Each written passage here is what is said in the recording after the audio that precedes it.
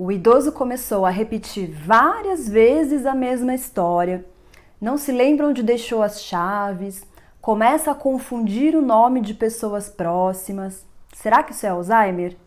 Esse é o tema do nosso vídeo de hoje.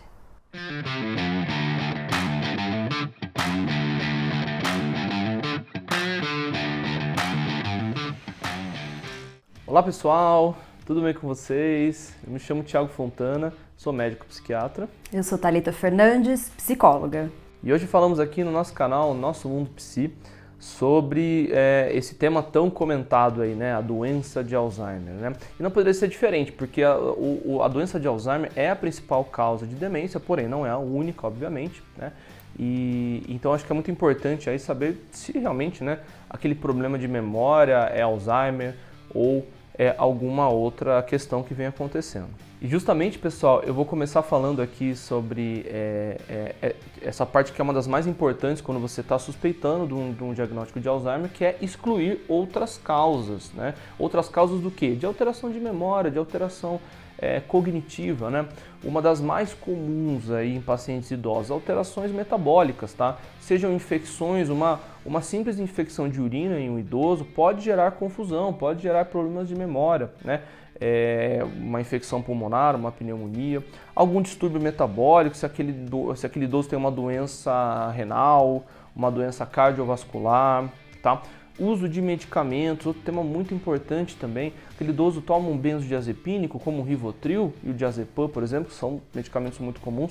Sim, isso pode causar alterações de memória. Ele está tomando algum antialérgico, né, alguma medicação com efeito anticolinérgico, então tudo isso tem que ser excluído. No começo de uma avaliação, você vai ter que pedir uma bateria de exames, você vai ter que saber o que ele está usando de medicamento, tá? Antes de você começar uma suspeita de a doença de Alzheimer. E o último ponto a ser excluído é justamente se aquilo pode ser algum outro tipo de demência, né? Aquele idoso já teve um AVC, será que ele tem uma doença cerebrovascular, né? Ele já tem algum outro diagnóstico, como doença de Parkinson? Então eu falei sobre os outros tipos de demência no vídeo da semana anterior. Então se você não viu, convido você também para ver o vídeo da semana anterior, onde eu falei sobre os tipos diferentes de demências além do Alzheimer. Segundo ponto importante é ver se a história daquela alteração cognitiva é típica, né? Então, quando estamos falando de uma demência, no caso aqui o Alzheimer, aquela alteração, em geral, ela começa leve, né? É um problema de memória que acontece de vez em quando, né? Aí ele vai se tornando cada vez mais frequente. No começo não trazia tantos problemas, né? A pessoa esquecia de vez em quando, agora já traz um problema, agora é diário, agora aquele idoso começou a esquecer coisas importantes, né? Já começou a ter dificuldade aí para manejar a própria vida financeira, né? Começou a esquecer aí chave do carro, carteira. Então, é uma doença insidiosa que a gente fala, né? Ou seja, ela começa com sintomas leves, mas ela é progressiva e aos poucos ela vai ficando cada vez pior, isso ao longo de meses, ao longo de anos, tá, pessoal? Ninguém fica com Alzheimer da noite para o dia, né? Então, se você estava bem num dia, no outro dia você está com problema de memória, reforça o fato de ser alguma outra patologia, alguma questão aguda a ser investigada.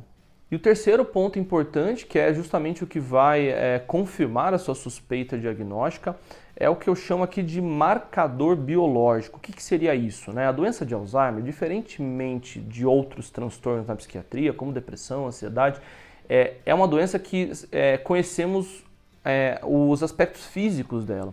Então você vai procurar a evidência daquela alteração que você está suspeitando, no caso a doença de Alzheimer, né? Então a doença de Alzheimer é uma doença que acontece por conta do acúmulo de uma proteína, que é a proteína beta-amiloide. Ela vai acumulando ali na comunicação entre os neurônios, que são as sinapses cerebrais, no corpo do neurônio também. Isso vai trazendo as alterações aí conforme a doença vai avançando. Então podemos usar, por exemplo, exames de neuroimagem, ou seja, de imagem do sistema nervoso central. Os mais comuns são tomografia computadorizada, ressonância magnética. Existem outros exames também da medicina nuclear, que é o SPECT cerebral, tá? O PET-CT, que é um excelente exame. Cada um deles vai ver aspectos diferentes, eu não vou me aprofundar muito nisso, tá? Mas cada um desses exames podem trazer aí pistas, né? Alterações ali que vão confirmar a sua suspeita diagnóstica, tá? Existem outros exames também que podemos solicitar, além desses que são mais comuns, né? Um exame que é muito eficaz para diagnóstico de Alzheimer, inclusive em fases iniciais, é o exame do líquor, tá? Então sim, o líquor é aquele líquido, né, que você tem aqui na espinha, né? Muitas pessoas colhem às vezes quando estão com suspeitas de meningite, mas aqui no Alzheimer a gente faria esse exame procurando duas proteínas aí, né? Que seria a proteína tau, né?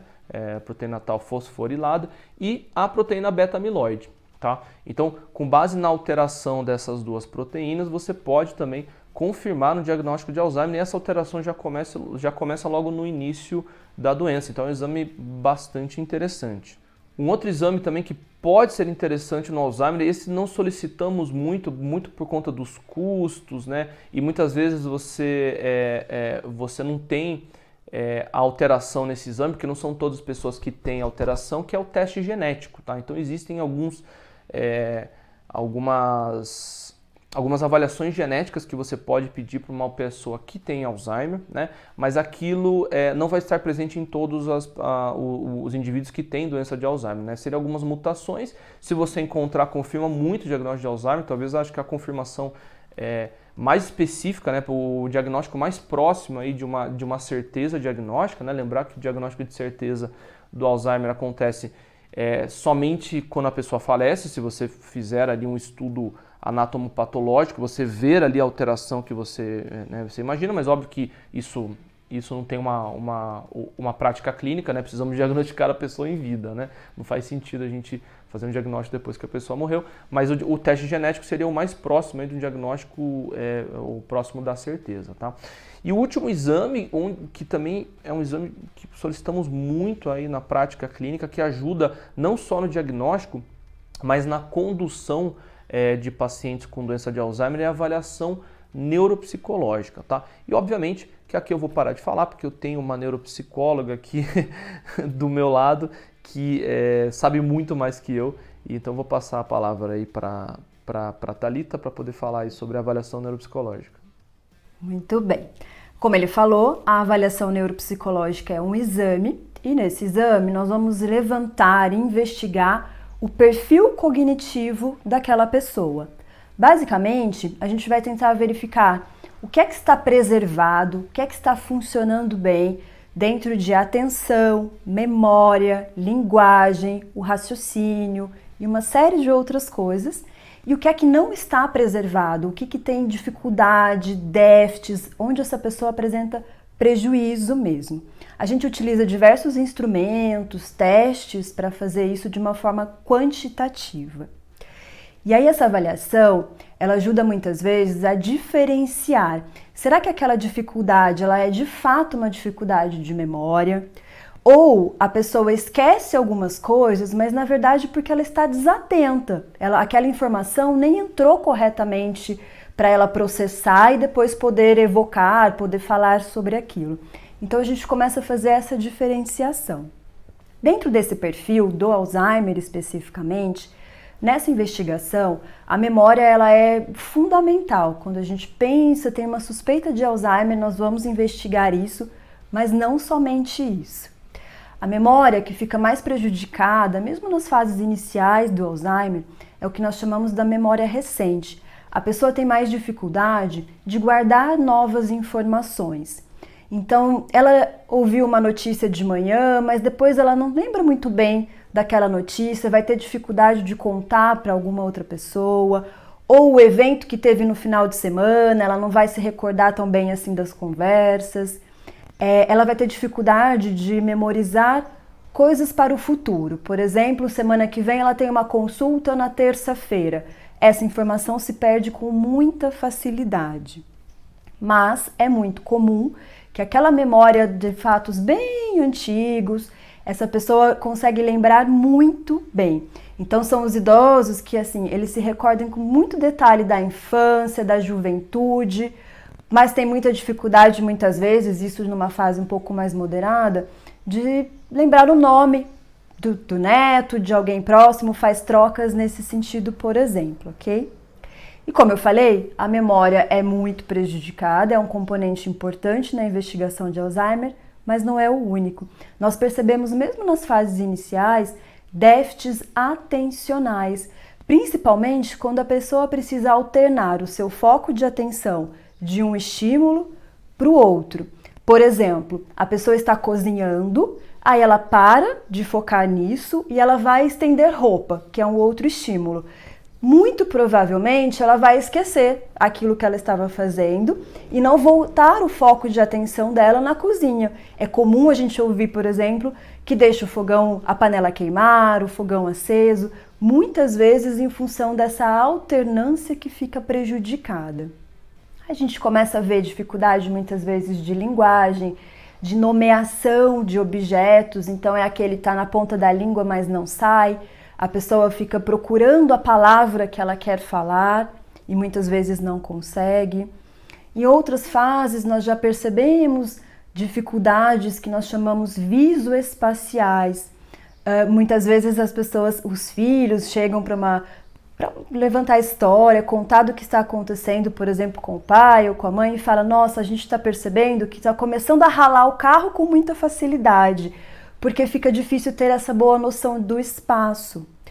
Vem muitas vezes a desorientação também do espaço. A pessoa se perde em ruas, no bairro, em lugares que são comuns, que ela sabe chegar, que ela sempre esteve familiarizada, mas ela começa a se perder dentro disso.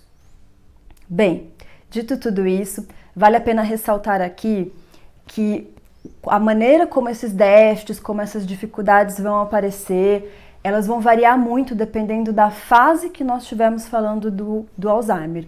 Nas fases iniciais, na fase moderada, na fase grave, são outros componentes que vão aparecendo.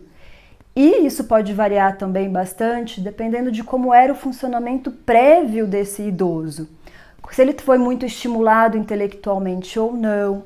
Então, o que eu quero dizer é que, na dúvida, começou a perceber alguma mudança de comportamento no idoso, alguns esquecimentos, ou ele fica mais irritado, tem a mudança do comportamento, fica mais quietinho, mais recluso, apático, procure uma boa avaliação médica, porque, como o Thiago falou no começo, nós temos que excluir muitas outras causas antes de chegar no diagnóstico de Alzheimer.